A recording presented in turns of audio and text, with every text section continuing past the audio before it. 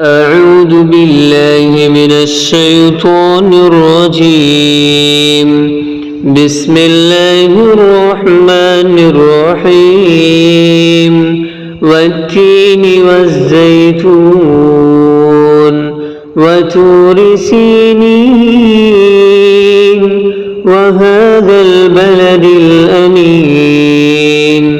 لقد خلقنا الإنسان في أحسن تقويم ثم رددناه أسفل سافلين إلا الذين آمنوا وعملوا الصالحات فلهم أجر غير ممنون. فما يكذبك بعد بالدين؟ أليس الله بأحكم الحاكمين؟